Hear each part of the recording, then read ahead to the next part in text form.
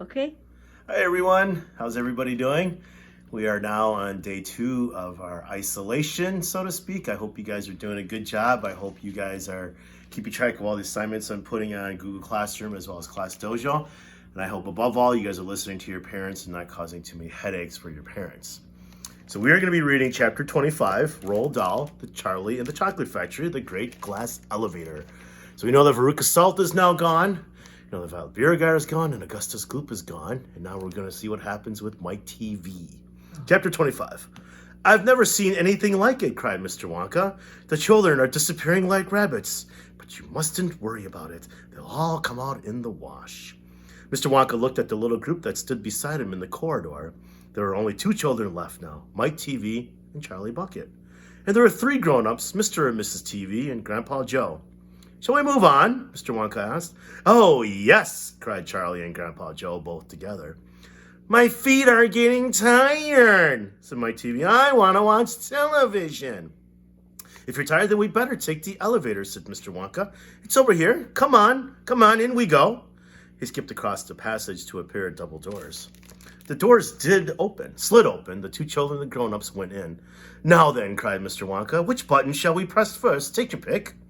Charlie Bucket stared around him in astonishment. This was the craziest elevator he had ever seen.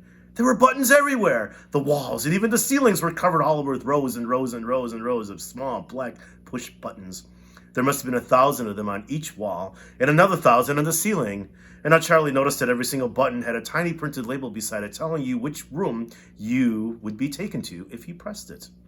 This isn't just an ordinary upside-down elevator, announced Mr. Wonka proudly. This elevator can go sideways and long ways and slantways and any other way you could think of. It can visit any single room in the whole factory, no matter where it is. You simply press the button and zing, you're off. Fantastic, remembered Grandpa Joe. His eyes were shining with excitement as he stared at the rows and rows of buttons. The whole elevator is made of thick, clear glass, Mr. Wonka declared. Walls, doors, ceilings, floor, everything is made out of glass so you can see out. But there's nothing to see, said Mike TV. Choose a button, said Mr. Wonka. The 2 children may press 1 button each, so take your pick. Hurry up. In every room, something delicious and wonderful is being made.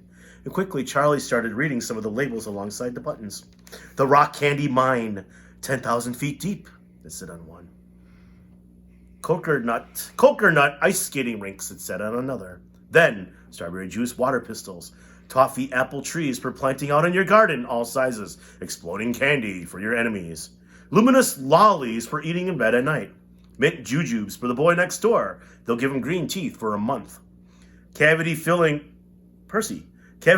caramels. No more deserts. Dentists. Mr. Chen can't read either. Apparently he's been out of school for too long. Stick jaw for talking to parents. Wriggle sweets that wriggle delightfully in your tummy after swallowing. Invisible chocolate bars for eating in class. Candy-coated pencils for sucking. Fizzy lemonade swimming pools. Magic hand fudge. When you hold it in your hand, you taste it in your mouth. Now that'd be kind of cool, actually. Rainbow drops. Suck them and you can spit in 6 different colors. Where's Joe? Rainbow drops. Suck them and you can... I read that already. Come on, cried Mr. Wonka. We can't wait all day. Isn't there a television room in all this lot? Asked Mike TV. Well, certainly there's a television room, Mr. Wonka said. That button over there. He pointed with his finger. Everybody looked. Television chocolate, it said on the tiny label beside the button. Whoopee! Shouted Mike TV. That's for me! He stuck out his thumb and pressed the button, and instantly there was a tremendous whizzing noise. The doors clanged shut, and the elevator leaped away as though it had been stung by a wasp. But it leapt sideways, and all the passengers, except Mr. Wonka, who was holding onto a strap from the ceiling, were flung off their feet onto the floor. Get up! Cried Mr. Wonka, roaring with laughter. But just as they were staggering to their feet, the elevator changed directions and swerved violently around a corner, and over they went once more. Help! Help! Shouted Mrs. TV. Take my hand, madam, said Mr. Wonka gallantly. There you are. Now grab the strap. Everybody grab a strap. The journey's not over yet. Oh, Grandpa Joe staggered to his feet and called hold of a strap. Little Charlie, who couldn't possibly reach as high as that, put his arms around Grandpa Joe's legs and hung on tight. The elevator rushed on at the speed of a rocket. Now it was beginning to climb. It was shooting up and up and up on a steep, slanty course as if it were climbing a very steep hill. Then suddenly, as though it had come to the top of the hill and gone over a precipice, it dropped like a stone, and Charlie felt his tummy coming right up into his throat, and Grandpa shouted, "Yippee! Here we go!" And Mrs. TV cried out, "The rope has broken, we're gonna crash!" And Mr. Wonka said, "Calm yourself, my dear lady," and patted her comfortably on the arm. And then Grandpa Joe looked down at Charlie, who was clinging to his legs, and he said, "Are you all right, Charlie?" Charlie shouted, "I love this! It's like being on a roller coaster!" And through the glass walls of the elevators that rushed along, they caught sudden glimpses of strange and wonderful things going on in some of the other rooms. An enormous spout with brown sticky stuff oozing out of it onto the floor. A great craggy mountain made entirely of fudge with Oompa Loompas all roped together for safety, hacking huge hunks of fudge out of its sides. A machine with white powder spraying out of it like a snowstorm. A lake of hot caramel with steam coming off it. A village of Oompa Loompas with tiny houses and streets and hundreds of Oompa Loompa children no more than 4 inches high playing in the streets. And now the elevator began flattening out again, but it seemed to be going faster than ever, and Charlie could hear the scream of the wind outside as it hurtled forward. And it twisted, and it turned, and it went up, and it went down. And, "I'm gonna be sick!" yelled Mrs. TV, turning green in the face. "Oh, please don't be sick," said Mr. Wonka. "Try and stop me," said Mrs. Wonka. "Then you'd better take this," said Mr. Wonka, and he swept his magnificent black hat off his head and held it out, upside down, in front of Mrs. TV's mouth. "Make this awful thing stop," ordered Mr. TV. I can't do that," said Mr. Wonka. "It won't stop till we get there. I only hope no one's using the other elevator at this moment."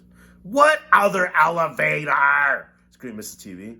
"The one that goes the opposite way on the same track as this one," said Mr. Wonka. "Holy mackerel!" cried Mr. TV. "You mean we might have a collision?"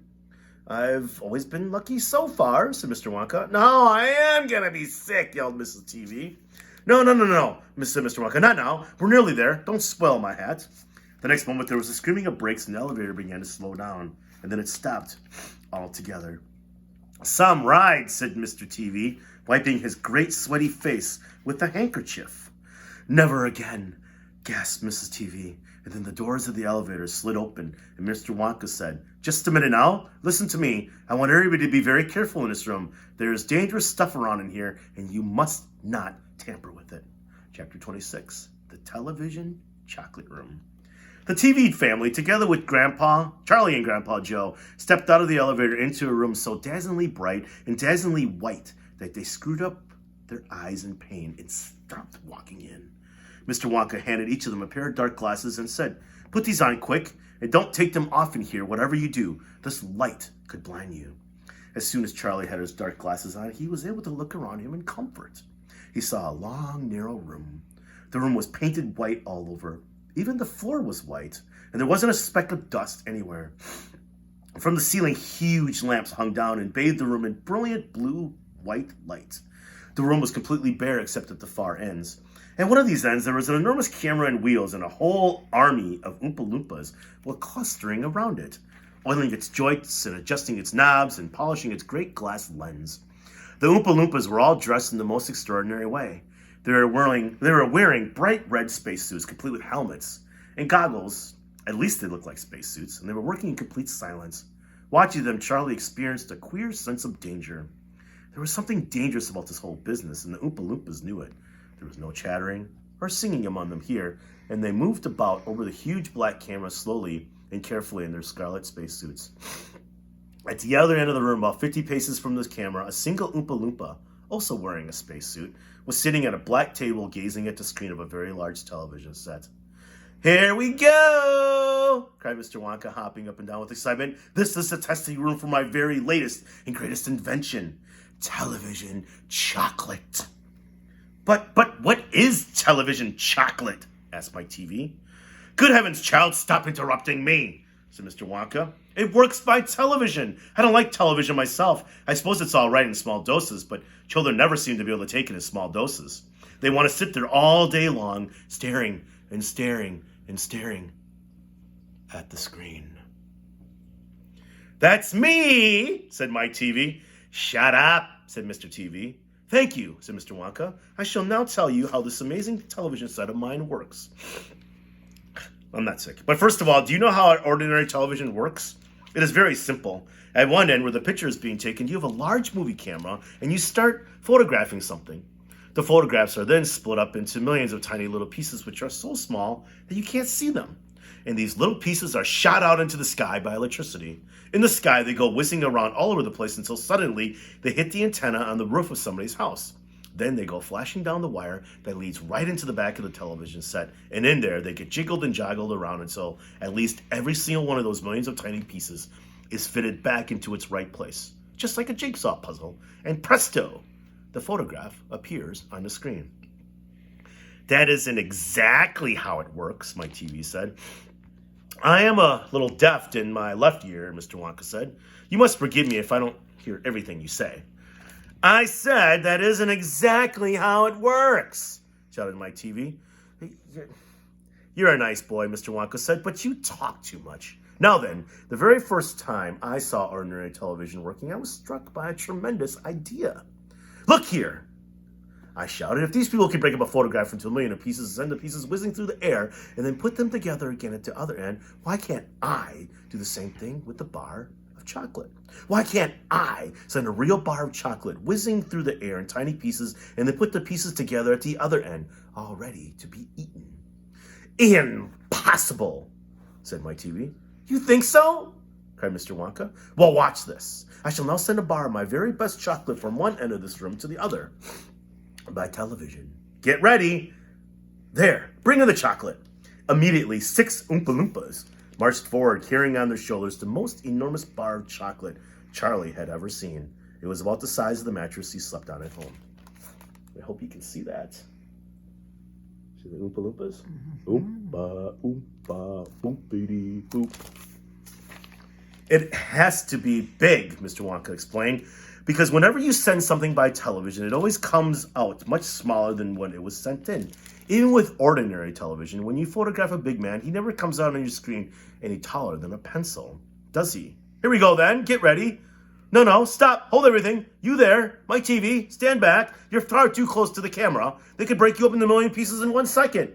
That's why the Oompa Loompas are wearing spacesuits. The suits protect them. All right, that's better. Now then, switch on. And one of the Oompa Loompas caught hold of a large switch and pulled it down. And there was a blinding flash. The chocolate's gone, shouted Grandpa Joe, waving his arms.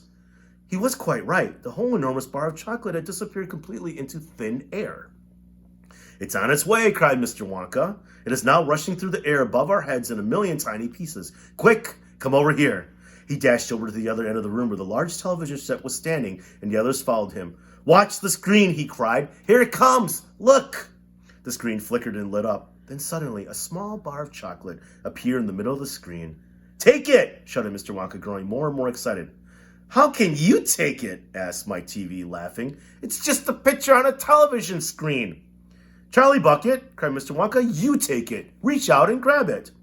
Charlie put out his hand and touched the screen, and suddenly, miraculously, the bar of chocolate came away in his fingers. He was so surprised, he nearly dropped it. Eat it, shouted Mr. Wonka. Go on and eat it. It'll be delicious. It's the same bar. It's gotten smaller in the journey, that's all. It's absolutely fantastic, gasped Grandpa Joe. It's a medical. Just imagine, cried Mr. Wonka, when I start using this across the country, you'll be sitting at home watching television, and suddenly a commercial will flash onto the screen, and a voice will say, Eat Wonka's chocolates. They're the best in the world. If you don't believe us, try one for yourself. Now, or Mr. Chen likes to say, right meow. And if you simply reach down and take one, how about that, eh? Terrific, cried Grandpa Joe. It will change the world. So anyways, we read chapters 25 and 26. So tomorrow we're going to read about My TV is Sent by Television. Now the reason for the jerseys is because this jersey I'm wearing right now is the Marlins. So your assignment tomorrow, and don't take too much time, is to figure out, what are you doing? Why are you turning upside down? It's going to be upside down now. Okay, I apologize. Sorry, they can't see your face the Marlins at the same time. It's okay. It's fine. Oh, never mind. Mrs. Chen I think I might need another camera person. So anyways, your assignment, don't take too long on this. It's going to take less than 5 minutes. Find out what team the Marlins play for. and I want you to What city? find out what city and state the Marlins play in. What's their name of the stadium? I want you to tell me a little bit of history about the team, when they were born, who their owner was, had they won any World Series, and a bonus question, if you can name a person that you know or a person that you might have met this year that played for them, please write that in the Google Classroom as well, okay? And make sure that when you comment on it, make sure you comment Marlins. And anything else you might find interesting about the city and the state that they play in. All right? So tomorrow, I'll see you guys tomorrow, and I hope you guys are doing well. And wash your hands. See ya. Bye. There's my fish. There's Percy. Okay. Bye.